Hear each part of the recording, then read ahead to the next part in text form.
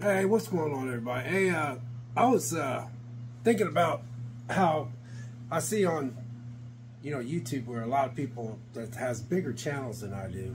I sit back and one of the main questions is why people collect DVDs and physical copies. And it's simple because people want to and they get into it and they like owning the physical. It's nothing like having a library of stuff that when you come home. When you walk in my place, you'll see stuff that represents my personality. You'll see stuff that I like, and there's a lot of stuff in here that you guys would probably like. Two, streaming services has a knack of taking stuff off that you like, and they'll take it off, and it'll be on another streaming service, and then you have to subscribe to that streaming service. Then it'll be on that streaming service, and then it'll be taken off and be taken to another streaming service.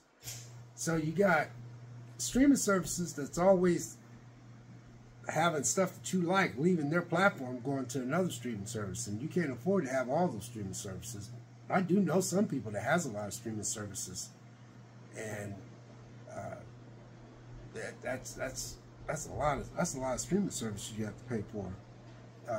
Two, I had storms that came through my area one time, and the internet went off. And I got a thing on my phone. I didn't even know my internet was off. And then my phone told me, says, hey, your internet's going to be back on pretty soon. We're working on it, blah, blah, blah.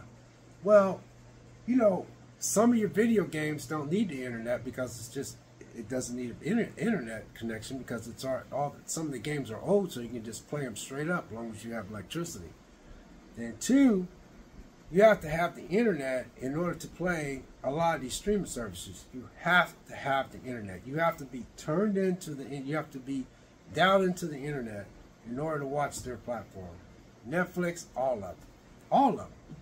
So that is, some of the answering questions that, I would come up with. I said, one, I wouldn't need the internet because if the internet went down, I could just grab physicals and I could start watching. I got TV shows. I got TV shows with seasons. I got Smallville. I got Lost. I don't have Lost. I got Smallville. I got Medium. I have X-Files. I have all that.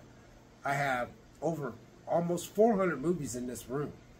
And then if the internet goes down, I have movies that I can watch. And then you don't have to worry about scrolling through the platform like Netflix and Peacock and all that, because a lot of times in Hulu, because if you just catch yourself swiping because you just keep going through their menu and you can't, it's just hard to decide on what you want to watch. So those are the questions that I would answer. One, I like collecting physicals because I like owning them, and two, I like having just access to them whenever I want. I could just grab the physical. I can go over there and look at something and say, oh, I haven't watched that movie in a while, and we'll go ahead and watch it.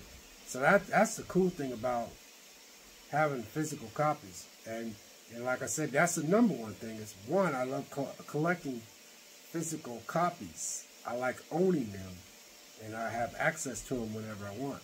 Two, you wouldn't need an internet you don't need internet to play your physical copies. You just need electricity.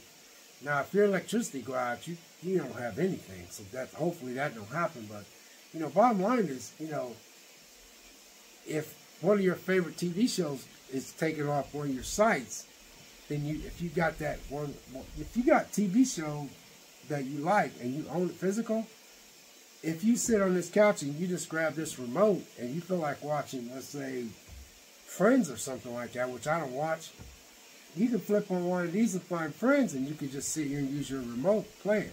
But if you go on there and Friends is not there anymore, but it's on another site, and you don't have the streaming service, so you have to subscribe for it and pay another monthly fee, then you'll just go over to your shelf and just pull out a season of Friends. The only thing about it is you have to figure out what you want to watch. You want to watch season 1, season 2, season 3. So that's the only thing.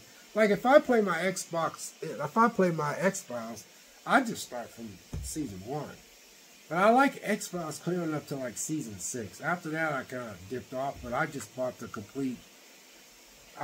whole complete thing. I bought all of it, the whole complete series. So anyway, those are some of the burning questions that and it's just nice because you have access to so many movies. And like I said, don't buy anything you ain't gonna watch. Like there are some movies I got rid of because I figured out I didn't like them anymore. So I have no problem. I have no problem getting rid of something I don't like anymore. I'd be like, man, I don't like this movie no more. Why did I buy this movie? I don't even like it. You know, I thought I liked this movie. Maybe it was something else I liked, you know, and then I'll get rid of it. Because, so don't just be buying up stuff just to be buying up stuff. Buy stuff that you know one day that you're going to watch. You might have a friend come over and they might be there for a couple, 3 hours. They say, hey, man, Vic, I like that movie. You might watch it. I'll watch it with you or something, you know. Or you might have a date, or you might have a date night with a chick, man. She's sitting on the couch. You can ask her. She might find something that she might like, and you could just pull out, you know, something. So that is one of the main reasons why I collect physicals. And another one is video games. It's the same way. I don't need the internet. You need the internet on some video games, but for most video games, like my older video games, I don't need the internet. All I need is electricity. So like I said, if the internet goes down, you're SOL. You know what I mean? You're SOL. So I love collecting videos. I love collecting physical copies. I